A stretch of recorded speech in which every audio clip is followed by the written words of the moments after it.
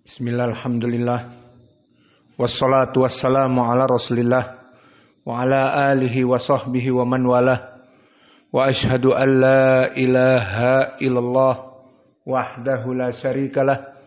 Wa ashhadu anna Muhammadan abduhu wa rasuluh.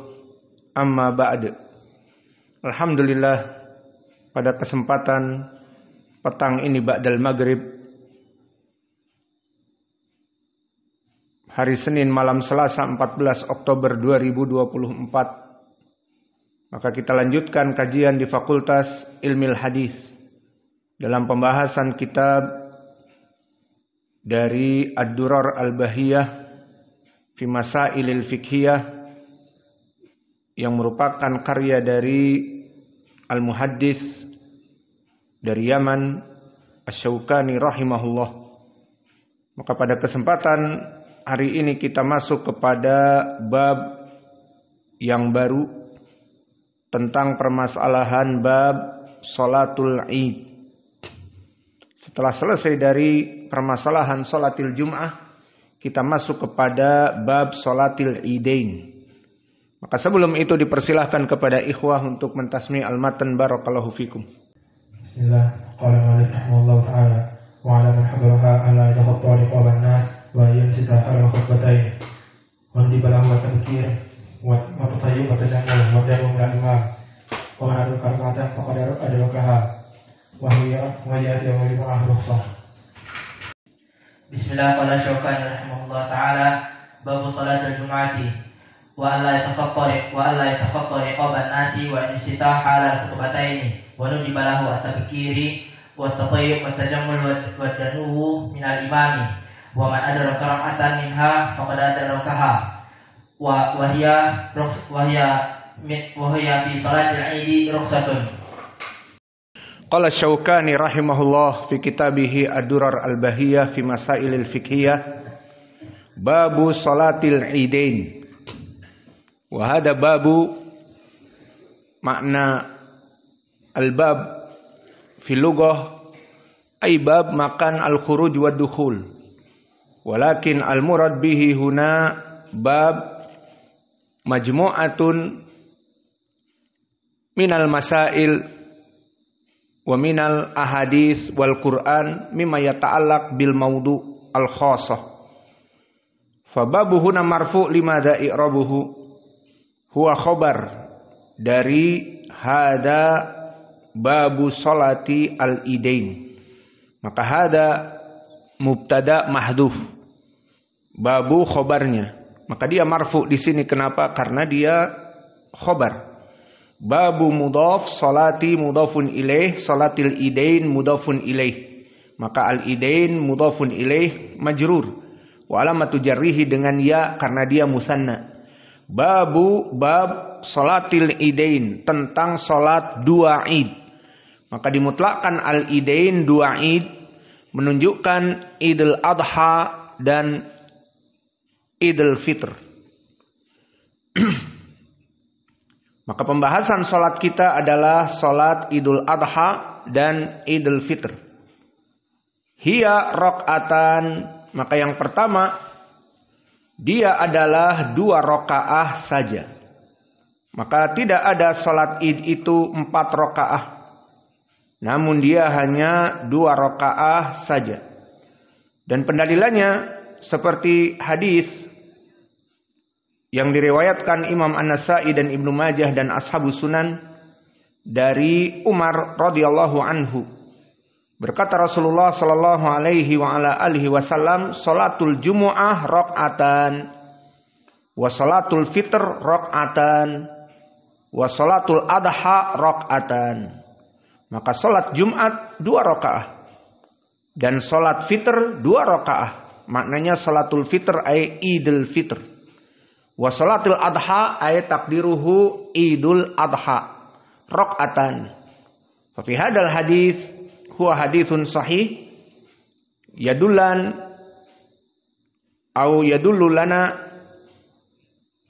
bahwa salatul fitr dan salatul adha hanya 2 rakaah saja, tidak kurang dan tidak lebih. Namun meskipun begitu, maka telah datang sifat-sifat yang lainnya.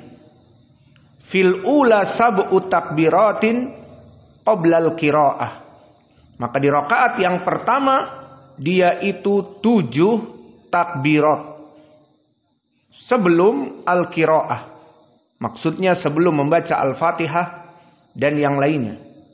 Wa fi tsaniyah, maksudnya fi tsaniyah, dan di rakaat yang kedua khamsun kadalik, maka dia juga adalah 5. Maka ini keadaan dari salat Idain. Meskipun salat Jum'ah sama 2 rakaat, namun hayahnya, sifatnya berbeda. Untuk salat Jum'ah seperti salat biasa 2 rakaat, salat Fajr, maka 1 kali salam dan tidak ada takbirat. Adapun di dalam salat Id sama dengan salat Jum'ah 2 rakaat, namun hay'ah sifatnya berbeda. Dan ini sesuai dengan hadis yang diriwayatkan oleh Imam Abi Daud dan yang lainnya dari sahabat Abdullah bin Amr bin al-As, pendalilan tentang 7 takbir di yang pertama dan 5 takbir di salat yang kedua. Maka disebutkan, berkata Rasulullah sallallahu alaihi wa ala alihi wasallam, at-takbir fil fitri sab'a fil ula wa khamsu fil akhirah wal qiraah ba'dahuma kiltaihima. Bahwa takbir di hari Id, baik Idul Fitr ataupun Idul Adha, sama sab'un fil ula dan khamsun fil akhirati, 5 di rakaat yang kedua. Wal qiraah ba'dahuma kiltaihima, maka maknanya qiraah dari Al-Fatihah dan juga ditambah surat yang lain. Maka surat yang lain dari sunnah adalah di rakaah yang pertama Sabbihisma rabbikal a'la bagi qiraah Al-Kisai, Sabbihisma rabbikal a'la bagi qiraah jumhur Hafs an Asim. Dan begitupun di rakaah yang kedua dibacakan hal ataka haditsul ghasyiyah, yang mana qiraah Hafs an Asim seperti itu. Adapun qiraah Wars halataka haditsul ghasyiyah, dan qiraah dari Al-Kisai hal ataka haditsul ghasyiyah. Maka di sini dari sunnah kita membaca surat Al-A'la dan Al-Ghasyiyah. Maka inilah pendalilan takbir 7 di rakaah yang pertama. Lalu takbiratul ihram bagaimana? Di sini disebutkan oleh para ulama 7 dengan takbiratul ihram. Jadi Allahu Akbar. Maka di sini takbiratul ihram baru ditambah 6. Allahu Akbar, Allahu Akbar, Allahu Akbar, dan seterusnya. Kemudian begitupun di takbir yang kedua ada 5 dengan takbir intiqal. Apa takbir intiqal? Takbir pindah dari rakaat yang pertama diakhiri dengan sujud, maka berdiri Allahu Akbar 1, tambah 4 lagi Allahu Akbar, Allahu Akbar, dan seterusnya. Sehingga jumlahnya 12. Takbir itu sudah termasuk takbiratul ihram yang wajib. Maka ini dari sifat salat Id. Kemudian wayahtubu ba'daha. Kemudian dilaksanakan khutbah setelah salat. Maka di sini juga menjadi pendalilan tentang perbedaan salat Jumu'ah dengan salat Id. Maka salat Jum'ah, setiap Jumat kita melaksanakan khutbah terlebih dahulu. Dan khutbahnya terbagi menjadi 2 khutbah. Kemudian salat. Dari salat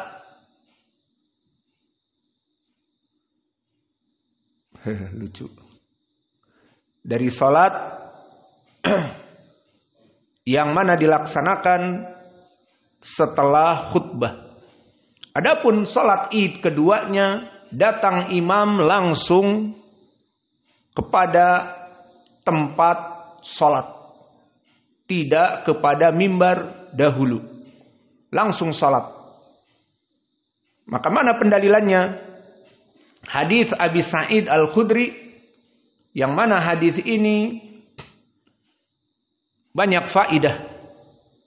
Kita ambil faidah-faidah di dalam permasalahan salat itu sendiri dan faidah di luar dari permasalahan salat Id.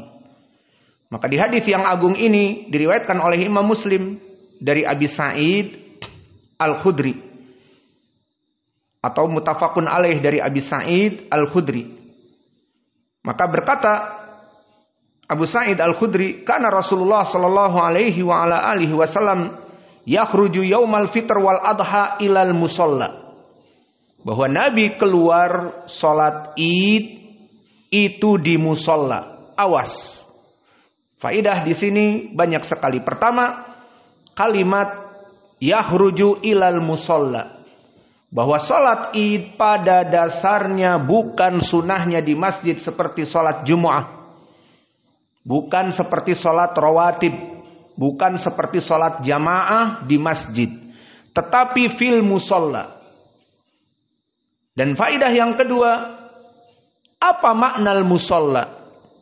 Kebanyakan dari awam memahami makna musalla, terutama orang-orang Indonesia misalnya, dikarenakan gagal faham terhadap makna masjid dan musalla. Maka kebanyakan seperti di Sumatera, masjid kecil dinamakan musalla. Musalla Nurul Iman. Namun masjidnya masjid misalnya Al-Iman. Maka Nurul Iman musalla. Dan masjidnya Al-Iman. Dibedakan antara musalla wal masjid. Arada bihi al-masjid masjid jami'. Yang ada padanya salat berjamaah 5 waktu dan salat Jumu'ah. Hadal murad bil masjid. Di Sumatera ini. Dan yang kecil dinamakan musalla ataupun surau. Dan tertulis musalla. Maknanya tidak ada Jumatan. Maka pembagian ini pembagian yang tidak mengikuti syariah. Maka musalla maknanya di sini, di dalam hadis ini, bukan masjid kecil. Sehingga jika seseorang membaca dari pemahaman yang dia pahami, masjid terbagi menjadi 2. Karena Rasulullah sallallahu alaihi wa ala alihi wasallam yakhruju yaumal fitr wal adha ilal musalla, masjid shagir alladzi lam yuqam al jum'ah, alladzi lam tuqam al jum'ah. Maka ini gagal faham. Khalas, Aisyah. Halib idafi ahsan qalil. Maka di hadis Abi Sa'id Al-Khudri, Nabi itu keluar ke musalla. Maka jangan dipahami makna musalla, oh Nabi malah keluar ke masjid kecil. Dari masjid Nabi yang besar pindah ke masjid kecil. Maaf, jangan disalah pahami seperti itu, gagal faham. Maka makna musalla dari segi syar'i lapangan. Seperti yang ada di samping masjid kita, lapangan. Dan insya Allah kita telah berazam, jika kita selesai dari pembangunan Masjid Nisa, kita akan membeton lapangan. Sehingga lapangan untuk kita melaksanakan sunnah itu selalu dalam keadaan kering, dibeton, tidak usah dipasang paving. Karena paving kadang-kadang turun. Karena tergantung tanah kita yang ada. Maka datang mobil berat atau ada daurah pada turun. Akhirnya bergelombang. Namun kalau semen, misalnya dalam keadaan sejengkal di atas tanah, sudah insya Allah rata dan kuat. Dan bisa dilaksanakan di atasnya lapangan, mau lapangan bola kecil, ataupun lapangan basket, atau lapangan badminton, atau yang lainnya. Bisa untuk itu. Maka insya Allah kita berazam setelah selesai masjid Nisa, kita membuat lapangan untuk musola. Karena ini dari sunnah. Jadi kesimpulannya, di hadis Abi Sa'id Al-Khudri dari lafaz yang kita berikan, dua faidah. Nabi keluar ke musola. Dan apa makna musola? Makna musola adalah bukan masjid kecil tetapi lapangan. Fa'awalu syai'in yabda'u bihi shalah summa yansarifu fayaqumu muqabilan nas wan nasu julusun ala sufufihim. Maka maknanya di sini dari hadis Abi Sa'id Al-Khudri, Nabi mendahulukan salat. Maka ini faidah ketiga. Salat Id didahulukan salat, dan ini poin pendalilan kita. Kemudian setelah itu baru Nabi melaksanakan ceramah, khutbah. Sumayan sorifu fayakumu muqabilan nas. Maka setelah Nabi salat, berpaling kepada kaum muslimin, menghadap wajah kaum muslimin. Maka kaum muslimin duduk dan Nabi berdiri agar didengar suaranya dan agar dilihat. Karena yang salat bersama Nabi di salat Id, di hadis-hadis seperti ini, sudah banyak kaum muslimin di Madinah. Wallahu alam berapa ratusan ataupun ribuan. Maka Nabi naik dohirnya ke tempat yang tinggi untuk bisa dilihat dan suaranya lebih didengar. Karena belum ada mikrofon. Kemudian yusihim wa ya'muruhum. Dari ceramah itu Nabi memerintahkan sesuatu, mewasiatkan sesuatu, dan seterusnya. Maka inilah dari hadis Abi Sa'id Al-Khudri. Dan hadis ini di riwayat yang lain disebutkan oleh Abu Sa'id Al-Khudri itu sendiri. Adapun amir di zamannya, amir Madinah, setelah meninggal Nabi Muhammad, maka Abu Sa'id Al-Khudri mendapati Marwan Ibnul Hakam dari amir Madinah di zamannya, yang mana dia itu melaksanakan kebid'ahan. Apa? Dia menginginkan dimulai khutbah dulu seperti Jum'ah. Kemudian setelah itu sholat. Dengan alasan agar didengar dari khutbahnya. Karena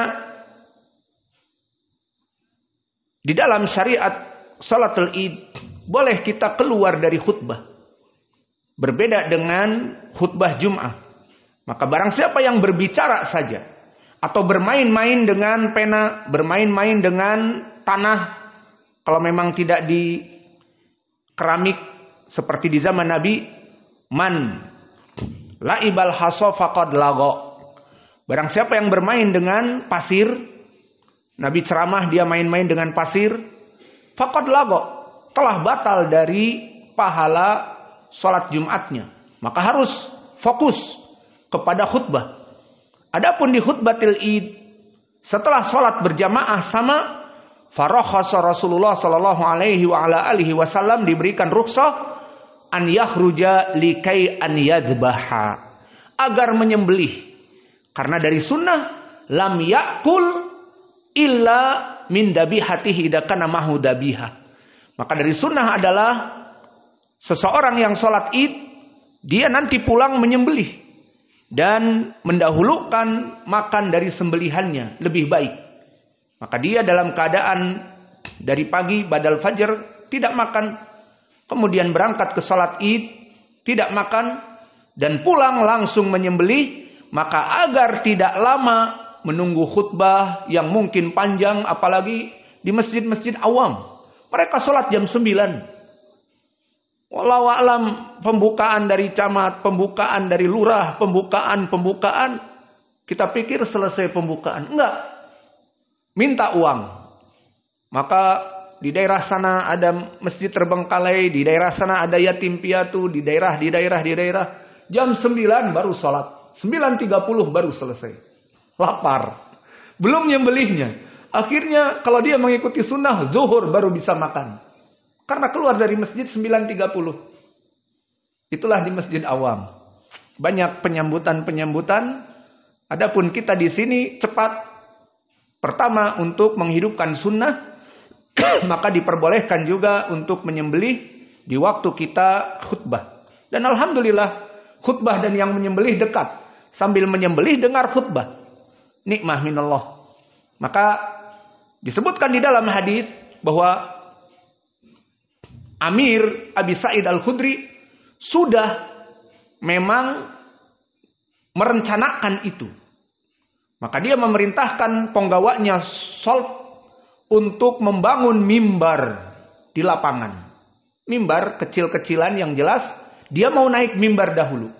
Maka di saat datang Amir dan terputus dari takbir, Allahu Akbar, Allahu Akbar, Allahu Akbar. Datang Amir, khalas, intaha. In situ Amir datang jadi imam. Namun di saat dia mau naik ke mimbar, bukan dari sunnah, disebutkan fa Abu Sa'id akhodahu. Lihat bagaimana sahabat yang agung ini diambil Amir, pemimpinnya. Maka di sini cara bagaimana menasehati pemimpin. Diambil dengan baik, dinasehati. Bukan di demo. Datang ribuan demo. Bakar ban.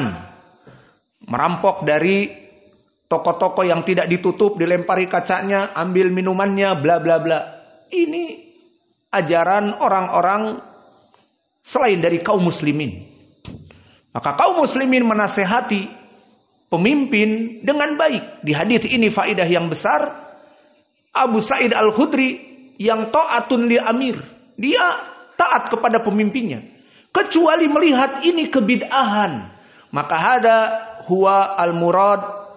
Ati'ullah wa ati'ur rasul wa ulil amri minkum. Taatlah kepada Allah dan Rasul dan pemimpin kalian.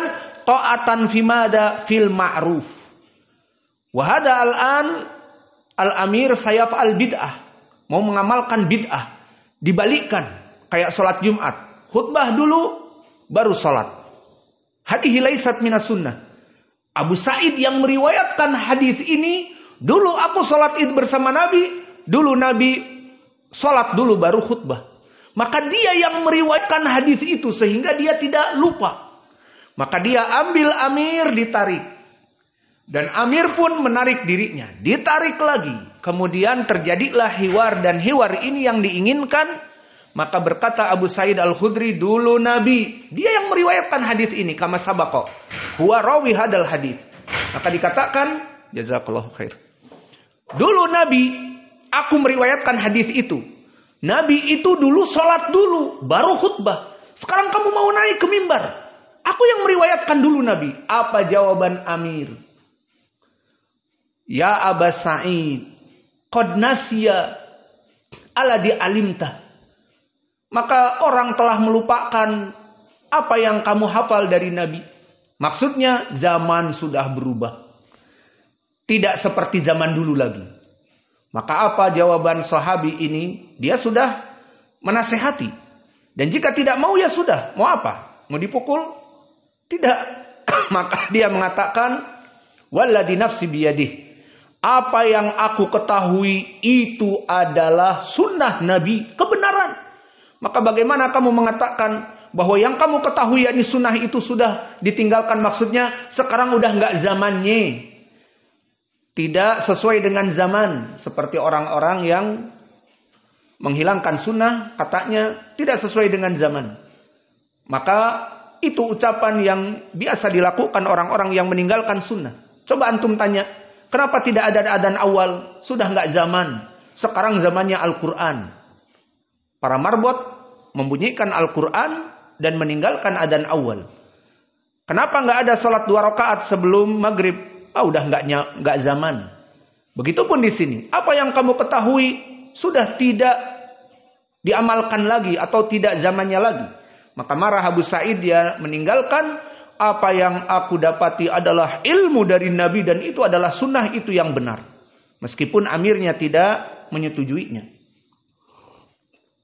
Kemudian dari sini faidah juga di hadis disebutkan, man ra'a minkum munkaron falyughayyirhu biyadihi.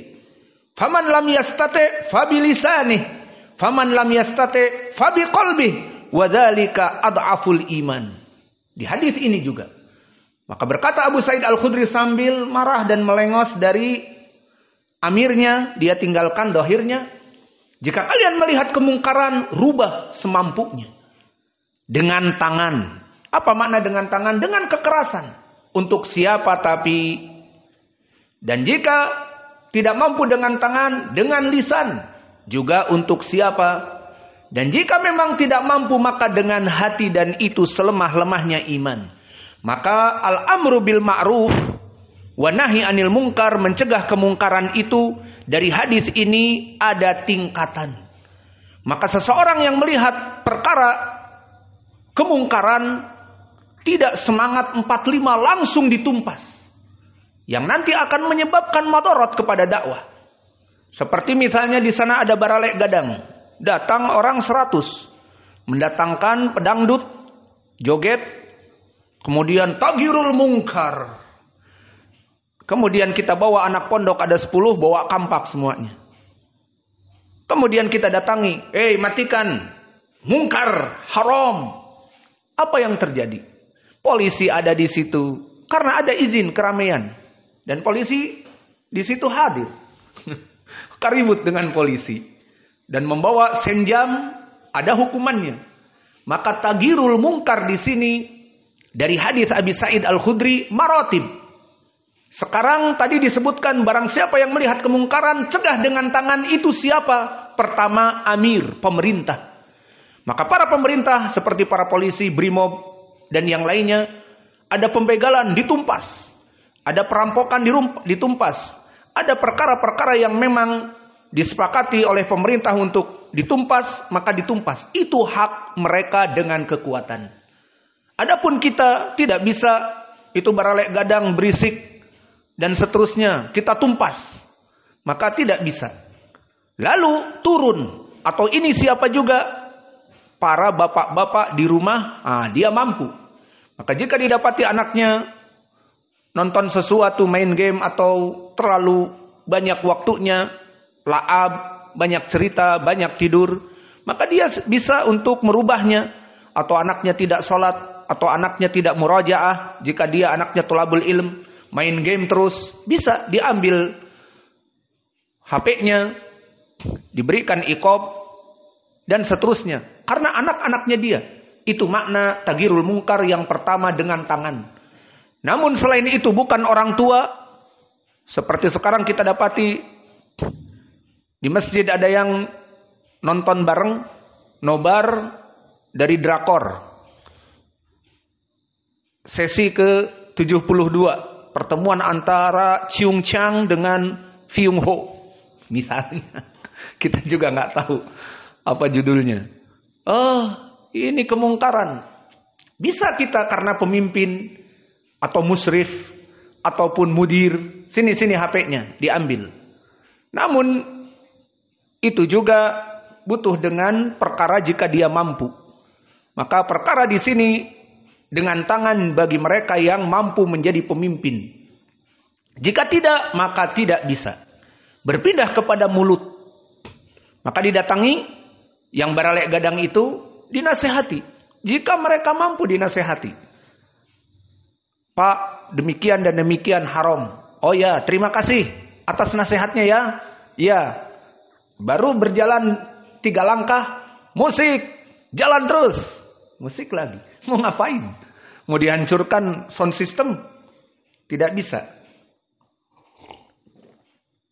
Maka ini dengan lisan.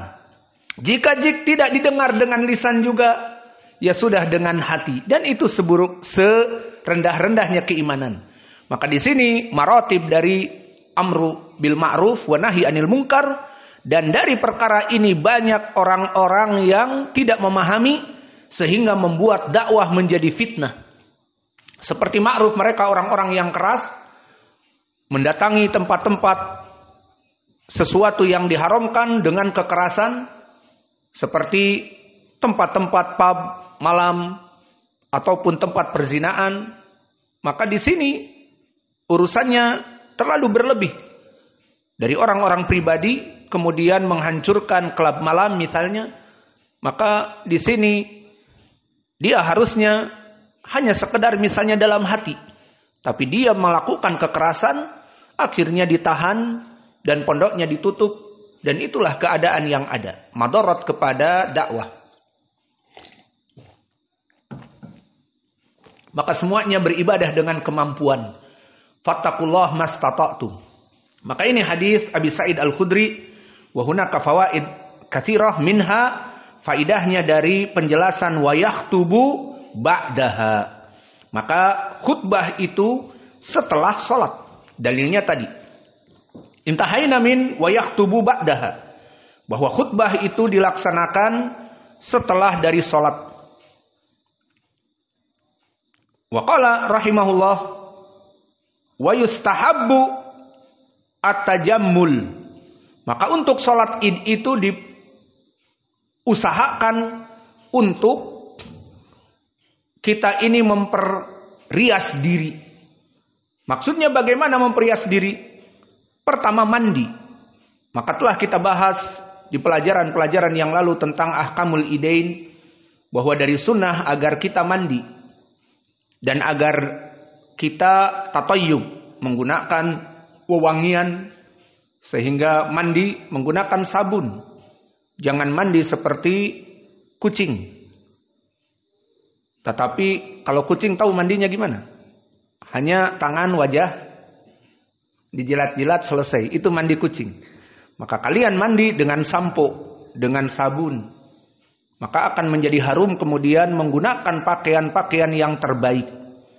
Dan pendalilan tentang tajammul, wa yalbas libas al-jadid au libas ad-dakham walakin bisyarat ala syariatillah.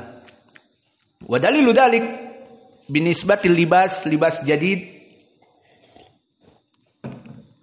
au libas alladhi ahsan syai, meskipun enggak baru tetapi pakaian ini memang paling baik yang dia punya. Maka telah datang hadis muttafaqun alaih an Abdullah bin Umar. Ana Umar ibn al-Khattab ra'a hullatan siyara'a inda babil masjid. Faqala ya Rasulullah, law istaraitu hadhihi falabistaha yaumal jumu'ah walil wafdi idza qadimu alaik. Faqala Rasulullah sallallahu alaihi wasallam, innama yalbasu hadhihi min aw man la khalaqalahu fil akhirah. Maknanya di hadis Ibnu Umar dengan Nabi Muhammad sallallahu alaihi wasallam melihat dijual pakaian kebesaran. Bukan pakaian sembarangan, jubah, pakaian kebesaran yang dohirnya terbuat dari sutra dan mahal. Dan poin pendalilannya, berkata Umar, ya Rasulullah, aku beli ini dan aku hadiahkan kepada kamu. Dan dohirnya dibeli dan dihadiahkan. Namun Nabi menolak. Dikatakan, innama yalbasu hadihi man la khalaq lahu fil akhirah. Bahwa pakaian ini pakaian yang tidak pantas untuk dipakai bagi kaum muslimin. Karena pakaian ini menyelisihi syariah. Di riwayat yang lain disebutkan bahwa pakaian ini min harir, dari sutra. Maka pakaian dari sutra haram untuk laki-laki. Dan pakaian kebesaran yang biasa dipakai para raja-raja ini terbuat dari sutra dan warna-warni dan mahal. Pakaian kebesaran namanya. Maka Nabi yang menjadi poin menolak menggunakan pakaian ini karena ada perkara yang haram terbuat dari sutra. Dan yang kedua, mana wajah pendalilan bolehnya menggunakan pakaian yang paling baik? Di saat Umar mengatakan, ya Rasulullah, aku beli ini untuk kamu. Nabi menerima. Dan ini poin dinamakan hadis takrir. Maka hadis itu ada fi'il perbuatan Nabi. Dan ada ucapan Nabi. Dan ada juga Takrir. Apa makna takrir? Nabi menyetujui. Maka di sini hadis takrirnya mana? Nabi menyetujui Umar memberikan pakaian untuk sholat id, atau untuk jumatan, atau untuk menerima tamu. Maka Nabi menerima ini, takrir. Nabi tidak melarang Umar. Namun Nabi tidak mau memakainya, ini perkara yang lain karena ada padanya harir. Ada padanya harir ataupun sutra. Si Hudzaifah kayaknya nggak tahu nih, anak-anak kita sutra itu apa? Indah kayak Hudzaifah. Apa pakaian sutra? Apakah pakaian yang terbuat dari karet ataupun pakaian sutra itu terbuat dari besi? Bingung kan? Apa pakaian sutra? Min harir. Ayo min harir, ma'ruf. Diterjemahkan di Indonesia dari sutra. Apa harir? Terbuat dari apa? Dari besi? Bingung kan? Indah kayak Abdurrahman. Dari harir, dari sutra. Atau orang-orang yang biasa Indonesia, Usamah tahu? Dari cacing. Dari cacing. Harir, sutra itu dari bukan cacing, ulat. Ulat yang mana dia nanti membentuk kepompong. Bermetamorfosis menjadi kepompong, kemudian menjadi kupu-kupu. Nah, di saat sebelum menjadi kupu-kupu masih ulat, ulatnya dinamakan ulat sutra, bisa dipiara dan menghasilkan nanti kepompong-kepompong. Nah, kepompong-kepompong itu dibuat jadi bahan kain. Jadilah kain sutra. Paham ya Hudzaifah? Jadi bukan dari karet, sutra itu bukan dari besi. Paham? Tapi dari kepompong. Maka di situ kenapa dinamakan sutra? Karena dia kain yang khusus dari kepompong dan harganya sangat mahal. Wallahu alam bagaimana, kita pun karena haram akhirnya dijauhi. Maka poin pendalilannya di sini kita melaksanakan tajammul hadis Umar, di mana hadis takriri Nabi menyetujui Umar membelikan dia pakaian yang paling baik untuk dipakai di hari Id. Ini poinnya. Namun kenapa tidak jadi dipakai? Karena terbuat dari sutra. Paham? Berarti pendalilan hadis di sini pendalilan takririyah, sunnah takririyah, sunnah Nabi menyetujui. Tidak dilarang oleh Nabi tentang menggunakan pakaian terbaik. Kalau dilarang maka Nabi akan mengatakan kepada Umar, oh jangan, tidak boleh sholat Id itu menggunakan pakaian baru, pakaian terbaik. Nah itu baru. Tapi di sini Nabi memperbolehkan, namun Nabi tidak memakai karena tidak masuk kepada syariah pakaian ini dari harir, dari sutra. Maka selesai dari pendalilan, maka mandi telah datang asar dan tatayyub telah datang asar dari Ibnu Abbas dan Ibnu Umar, asar tentang mandi dan tatayyub. Dan begitupun menggunakan pakaian yang paling baik. Dan pakaian di sini bersifat umum. Pakaian adalah yang kita pakai untuk menutup aurah, seperti sarung, celana, dan pakaian dalamnya juga masuk, dan pakaian luarnya seperti gamis, dan juga di atas kepalanya imamah, ataupun apa saja untuk laki-laki. Sendal juga, iya beli sendal baru. Dari tatayyub juga, afwan, dari tajammul. Jadi semuanya baru, mulai dari imamah, begitupun rambutnya baru dicukur, dan begitupun turun ke bawah kaos dalam dan gamis dan CD, celana dalam, dan juga celana luar dan sarung dan sendal. Jam tangan boleh jam tangan. Alhasil itulah tajammul. Maka ini adalah sunnah. Pendalilannya tadi hadis Umar, Nabi membolehkan. Wal khuruj ila kharijil balad. Maksudnya di sini, dan seseorang salat itu Id, dia keluar kepada musola. Maksudnya jauh dari tempat, dari rumah dan dari tempat masjid. Maka dulu Nabi salat hari Id itu memang benar-benar di lapangan. Karena memang di Madinah padang tandus, di luar dari masjid yang dohirnya jauh dari rumahnya Nabi dan masjid. Maka mana dalilnya? Nabi Muhammad sallallahu alaihi wasallam di saat salat Id dan dohirnya tidak ada sutrah, karena Nabi sallallahu alaihi wasallam yabdu ilal musalla wal anazah baina yadayhi tahmulu wa tansabu bil musalla baina yadayhi fayusalli ilaihi. Bahwa Nabi Muhammad sallallahu alaihi wasallam dulu melaksanakan salat di musalla dan dohirnya bukan di sebelah masjid, jauh. Maka Nabi membawa al-anazah. Apa al-anazah? Seperti tongkat yang dia pergunakan, namun anazah ini adalah tombak kecil. Kanisfur rumah. Lebih pendek dari tombak yang panjang, yang lempar lembing. Nah, ini lebih pendek. Maka seperti tongkat. Namun ujungnya bisa untuk menikam. Untuk binatang-binatang seperti ular dan sebagainya bisa ditikam, atau ada anjing yang menggonggong ingin menggigit, bisa diusir dengan itu. Maka ini dinamakan anazah. Dan Nabi dulu di saat sholat Id, karena sholat Id itu di lapangan, maka bisa jadi ada binatang dan seterusnya, dan tidak ada sutroh, maka Nabi membawa anazah. Kemudian anazah, tombak kecil itu ditancapkan dan Nabi sholat menghadap kepadanya. Maka faidah di sini juga tentang permasalahan sutroh. Maka terjadi ikhtilaf para ulama tentang sutroh wajib atau tidak.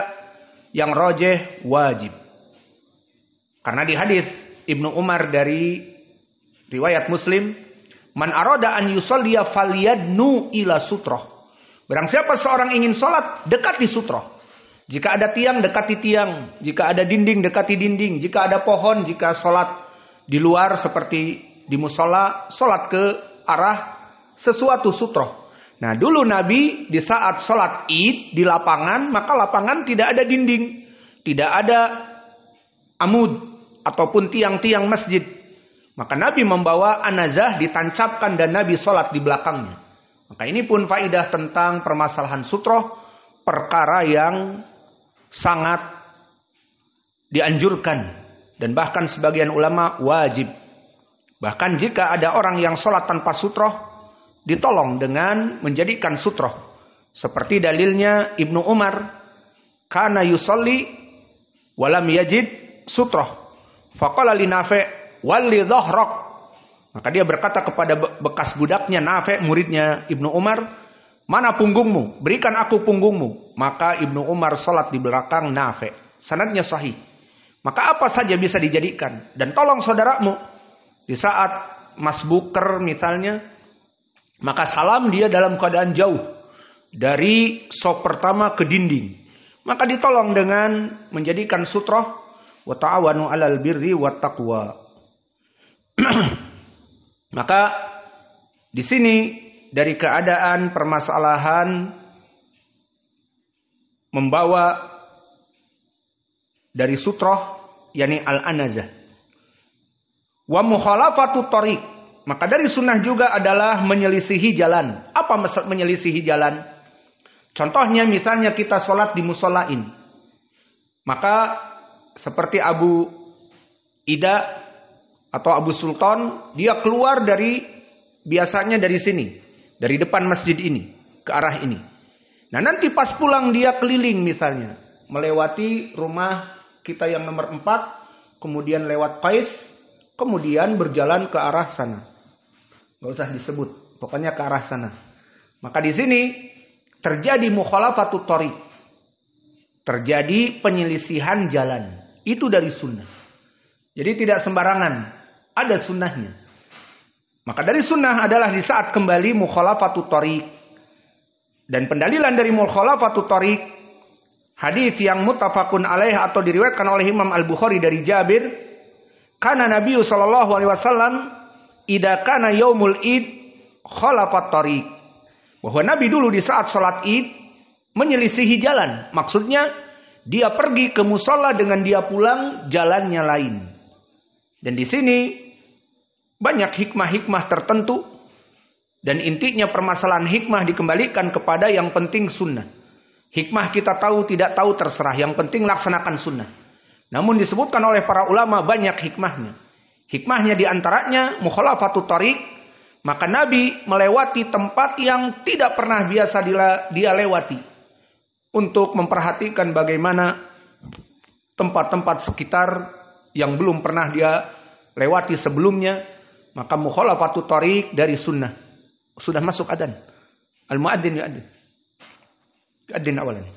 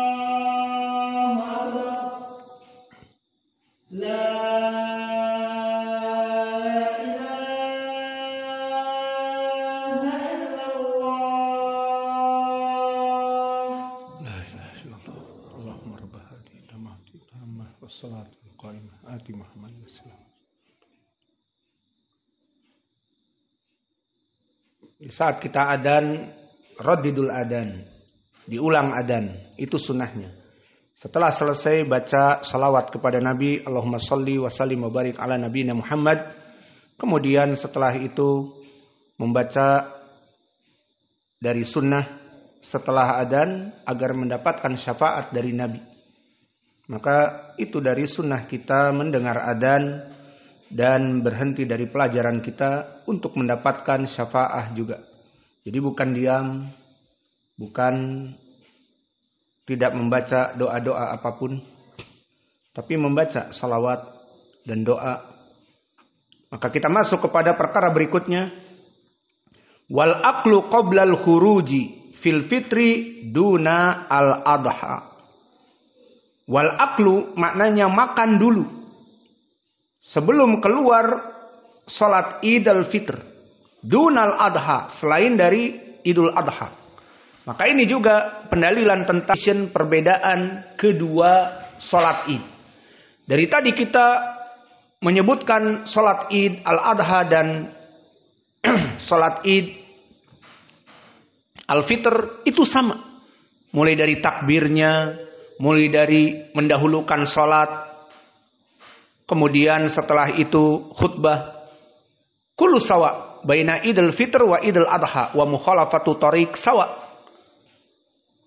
Walakin al-farq huna, perbedaannya di sini dari yang menjadi pembeda adalah masalah sunnah makan sebelum pergi ke musola, maka untuk seseorang yang ingin melaksanakan sholat Idul Fitr disunahkan makan dulu. Dan kebalikannya, bagi yang ingin sholat Idul Adha lebih baik sunnahnya jangan makan.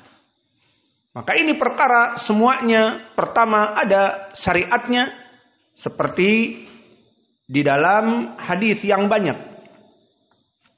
Seperti hadis yang muttafaqun alaih an Anas, karena Rasulullah sallallahu alaihi wasallam la yagdu yaumal fitr hatta ya'kula tamarat.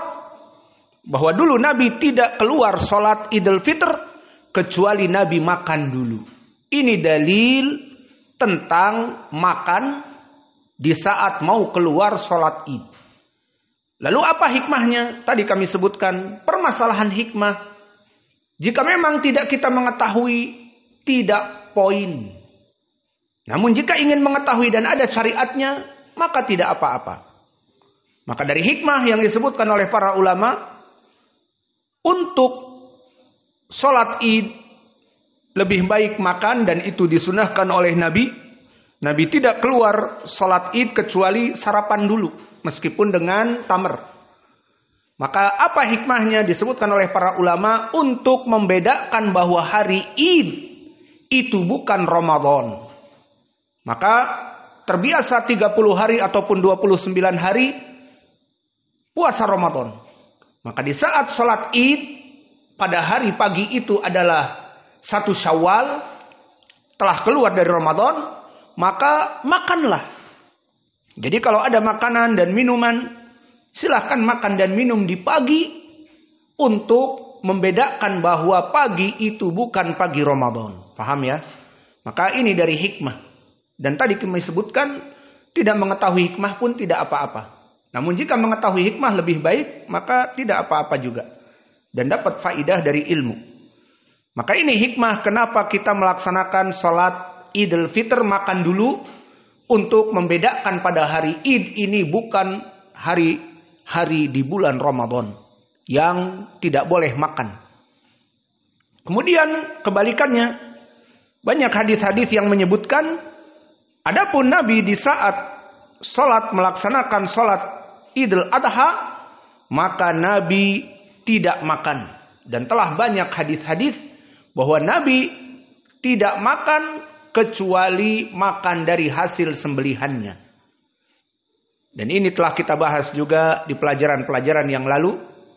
Maka disunahkan untuk tidak makan dan kecuali dia sarapan dengan sembelihan kambingnya, atau sembelihan sapinya, atau sembelihan untanya. Maka ini yang disunahkan. Dan hikmahnya pun sama seperti tadi, bahwa untuk membedakan bahwa dia salat Id al-Adha, maka di saat dia kebiasaan pagi-paginya itu berbuka, maka untuk salat Idul Adha dia menahan makanan. Untuk apa tujuannya? Untuk cepat-cepat melaksanakan sembelihan, karena pagi itu pahalanya sangat besar. Hari pertama itu pahalanya sangat besar, masuk kepada Asra Ayyamil Awal, masuk kepala 10 pertama Dzulhijjah. Maka pahalanya sangat besar untuk melaksanakan sembelihan. Maka secepatnya agar bisa sarapan dengan daging yang dia sembelih. Maka ini dari hikmah tentang penyembelihan. Kemudian selesai dari permasalahan makan ataupun berpuasa di saat keluar dari rumah ke musola, maka kapan waktunya? Maka waktu dari sholat Idul Fitr ataupun Idul Adha tidak terlalu panas, dan tidak dari awal setelah sholat fajar langsung, maka tidak. Maka kapan? Wa waktuha ba'da irtifa'i syams qadru rahmi ila zawal. Maka maknanya waktunya adalah setelah matahari itu naik. Dan ini maknanya selesai dari sholat fajar, kemudian syuruk. Nah ini dia syuruk. Syuruk itu kebanyakan 1 jam setelah sholat fajr, setelah masuk waktu fajr.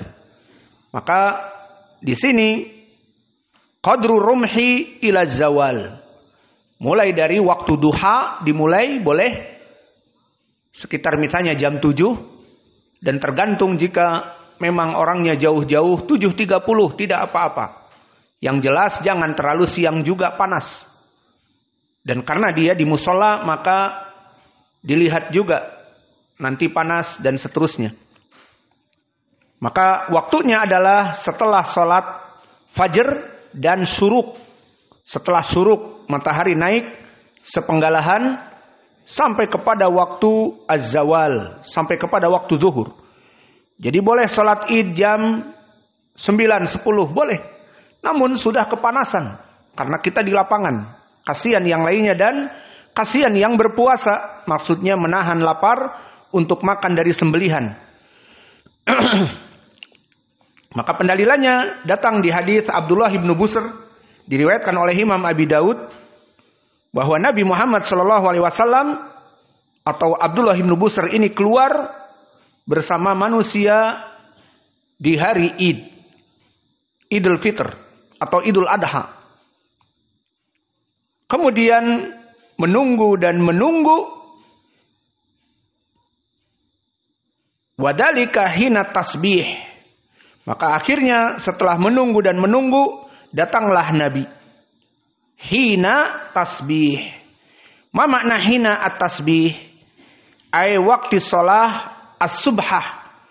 Ay ad-duha. Maka setelah selesai dari sholat duha, masuk waktu duha, dan telah keluar dari waktul karohah, maka itulah waktu dari sholat Idul Fitr dan Adha. Maka jam 7, jam 7.30 sudah mulai panas, maka antara waktu itu lebih baik. Dan ini pendalilannya di hadis Abdullah bin Busr, bahwa dia datang sholat id dan menunggu sampai datang Nabi. Kapan datangnya? Wadhalika hina tasbih. Maka yang demikian itu di saat mentari mulai tinggi sepenggalahan. Dan pada saat itu di Arab, terutama di Madinah, sudah panas. Panasnya menyengat. Maka di sini kapan waktu sholat? Dan kita tutup pelajaran kita, wala adan fiha wala iqamah. Dan sholat id itu tidak ada adan dan tidak ada iqamah. Mana pendalilannya? Hadis yang muttafaqun alaih dari Ibni Abbas, juga dari Jabir, yang mana Nabi Muhammad SAW meriwayatkan keduanya dari Nabi, lam yakun yu'adzinu yaumal fitr wala yaumal adha. Bahwa dulu Nabi Muhammad SAW tidak mengajari untuk sholat Idul Fitr dan Adha itu melaksanakan adan dan iqamah. Maka ini juga dari sunnah, meskipun adan dan iqamah baik, namun tidak ada adan dan iqamah. Dan selain dari itu apa yang berhubungan dengan ini? Tidak ada adan dan iqamah dan sholat 2 rakaah sebelum id. Maka awas, jangan ada yang sholat 2 rakaah sebelum id. Adan saja tidak ada, iqamah tidak ada. Maka ada tahiyatul masjid misalnya, tahiyatul musalla lebih baik. Maka ada 2 rakaat sebelum sholat id. La yujad dalil. Walaysat minas sunnah. Maka datang ke musalla, duduk, yukabbir. Allahu Akbar dan seterusnya sampai imam datang. Setelah imam datang, fa'an situ, maka diam. Imam langsung mempersiapkan ke arah salat dan bertakbir 7 kali, maka ikut takbir 7 kali, selesai salat id. Maka itulah dari salat id, maka dia tidak didahului oleh adzan dan iqamah, dan juga tidak didahului dengan 2 rakaat sebelumnya. Mungkin ini yang bisa kita berikan. Wa naktafi ilahuna wa jazakumullahu khaira wa barakallahu fi ilmikum. Maka yang di store nanti tentang ahkam salat id selesai.